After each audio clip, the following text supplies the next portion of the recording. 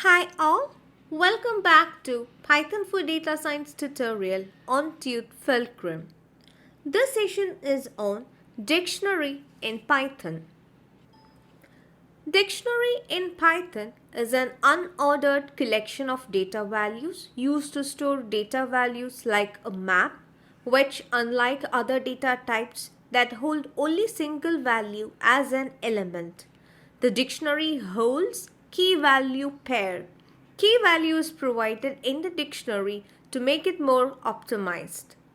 Keys in dictionary doesn't allow polymorphism, that is, they cannot be duplicated. So let's get started and see how we create a dictionary. Let's call our dictionary D1 and the elements of the dictionary should be enclosed within curly brackets. So as said, the elements are like the key value pair. So let's say 1 is the key followed by the colon. Now you can specify the value. Let me call it as a character A. Values in a dictionary can be of any data type and can be duplicated, whereas keys can't be repeated and must be immutable. That is, I cannot further use a key 1. This should be avoided. So let me use 2 as a key. And value, it is, you can repeat it and it's mutable. Let me add one more element whose key is 3 and let it hold a value 100. So we have created our dictionary. Let's print this and see how it's getting displayed. So you could see the output here. 1 is the key which is holding a value character A, 2 holding a character A and 3 holding an integer 100. It's not necessary that the keys should always be integers. It could be even strings. So let's create one more dictionary. Let's call it as D2 and let's use a mixed type of keys. Let's have some strings and also some integers. So 1, let it include say Tute Fulcrum. Next, let's use a string as our key value. So let's call this as keys. Let it hold an integer 100. Then let's add one more entity. Let's call this as 13 holding a value. Let's make this a string, say tutorial. Right? Now let's print our D2 and see how it's displayed. So you could see the output here. That is, you could have the key as an integer or also as a type of string. You could also create your dictionary making use of the function dict. That is, let's create D3 as our dictionary. So now we'll make use of the dict function. So within this dict function, you can specify the argument as the key value pair. So again, the key value pair must be enclosed within the curly brackets. So it's like 1, then A, that's one key value pair. Let's add one more element, 2, colon, let it hold a string S, right? So this is also a method of creating dictionary. So if you print D3, you could see your dictionary is created with the key value pairs 1A, 2S.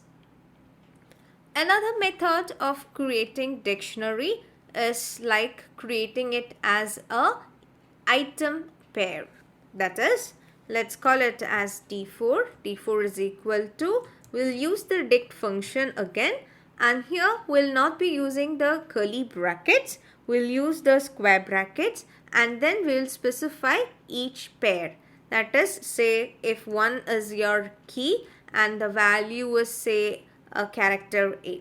This is one key value pair separated by comma, again the small bracket. Here you could specify the key value pair. So this is another method of creating dictionary. So let's print D4 and see how it's displayed. Yeah, you could see here the key value pairs 1A, 2S. Now let's see how we create a nested dictionary. Means dictionary within a dictionary. So let's call it as D5, and here I am proceeding with using the curly brackets. That's the first method what we have seen. So my first key is 1. Let me hold a value of 100. Then 2. Let it hold a string S. Now 3.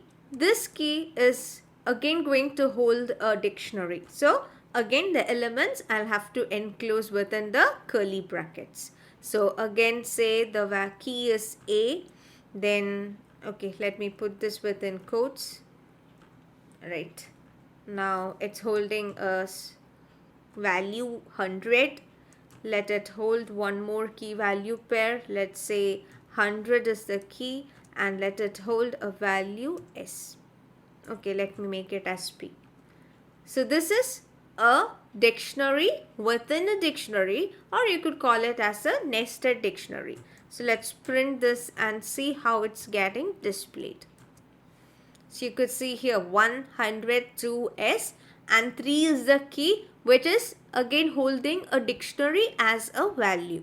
So this is nested dictionary. Now let's see how we add elements to a dictionary. So let's call D6 as a dictionary. So let's create an empty dictionary, right? D6 is empty. You could verify that. Let's print and see, right? This is an empty dictionary. So now what we are going to do is we are going to add elements to this dictionary. So here we are adding element one at a time. So say, to add elements to the dictionary, we will specify the key inside the square bracket, and then we'll assign a value to it. Say for example, the key is 0. I'll say D6 of 0 equal to, I'll say a value, say 100. Same way, let me add few more elements to this. So if I say D6, that's my dictionary name. I'll give a key value as say P equal to, the value is say 200. I'll add one more entity, D6. The key is say 300 equal to, let me give a value 1000. So this is my dictionary. So let's print this dictionary and see our output. Yes, can you see here? The key 0 holds a value 100. That is exactly what we have done here. If I say D6 of 0, this is the key, and the key 0 is holding a value of 100. Same way, the key P is having a value 200, the key 300 with a value of 1000. So this is how you add elements to your dictionary with one value at a time. Let me ask you a question here. Can we have multiple values to a single key? Let's try out something like this. So you have seen how to add elements to your dictionary. So if I say D6, let me call the key as value. What my question here is this key value capable of holding only one element, or can it hold more than one element? That is, shall we do something like this? That is, say 2, 4, 6. What is the meaning of this? The key value is assigned with multiple elements 2, 4, 6. Will this work? Let's print our dictionary and see. Yes, it works. You can see here the key value is holding elements 2, 4, 6. So a single key can have multiple values. You could update a key's value. That is, say for example, D6 is our dictionary, and let's say we need to update the value for key 0. Right? What will you do? Just assign it with a new value. So let's give a value like hi. Right? Let's print our dictionary.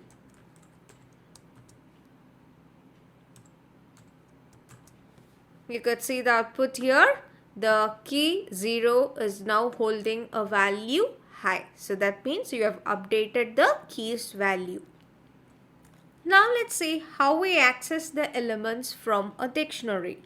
So in order to access the items of a dictionary, refer to its key name. Key can be used inside the square brackets. That is, let's use our D6 itself. So this is the key value pair it has. Suppose if you want to access the key 0, how will you do that? You will simply say D6. Within square brackets, you will specify the key name, that is 0 here. Let me put this within the print statement so that it displays the value. Yeah, you could see the output here, high. So just specify the key name for accessing the elements from a dictionary. There is also a method called get that will also help in accessing the element from a dictionary. So the same process, let's try using the get method. So let's use the print again. Within print, I'll say my dictionary name is D6, D6 dot. I'll use the get function, and within this get function, I'll specify the key name, that is 0 here. You could see the output high. So you could use any method. Now let's see how we remove elements from dictionary. So deletion of keys can be done using the del keyword. So let's take our dictionary D6. Say if you want to delete the key 0, that is the key value pair. How will you do that? You will make use of the del keyword, del, then you will say D6. Within square brackets, specify the key name, that's 0 here. Now if you print your D6, you could see this is removed. The key value pair 0 high is removed and the remaining elements 300,000, P200, etc. is involved within the dictionary D6. You could also remove your entire dictionary, say del D6. This will remove the entire dictionary. Again, if you try to access D6, you will end up with an error. Name D6 is not defined because you have removed it using the keyword del. You could also use pop method to remove elements from a dictionary. So let's try with dictionary D5. So what are the elements in it? 100, 2S, 3. That's again another dictionary, right? So let's try out with the pop method. So pop method is used to return and delete the value of the key specified. That is, say for example, I'll use a variable, say deleted element equal to. This will return the element that is removed. So now I'll use the pop method. So I'll say d5 dot pop. And here I'll have to specify the key name. So if I say pop of 1, right? If you check this variable deleted underscore ELE, you could see the element that is removed. It is showing the value that is removed. So 100 is removed, whose key value is 1. That is what we have specified here. So this is how you work with the pop method. Another method is pop item. This pop item method returns and removes an arbitrary element pair from the dictionary. Let's try out with our dictionary D5. So pop element equal to, I'll say D5 dot pop item. Pop item. Right? So this will remove some arbitrary key value pair. So if we check pop ELE, let's see which element is removed. Okay, it has removed the key value pair 2S from your dictionary D5. Now if you want to remove all the items from your dictionary, you could make use of the clear method. That is, you are removing the items of the dictionary, not the dictionary, right? You are going to clear your dictionary. So let's try with the clear function for this. If I say d5 dot clear, and now if you try what d5 holds, you could see it will be an empty dictionary. See here, that is, all the elements are removed from the dictionary d5. So that's about the dictionary in Python. We have discussed what dictionary is, how we create a dictionary, how we access the elements of a dictionary, and few manipulations with dictionary. Thank you so much for watching. Please do like, share, comment and subscribe, and please don't forget to tap the bell icon. You'll get notified whenever we upload a new videos. Thank you.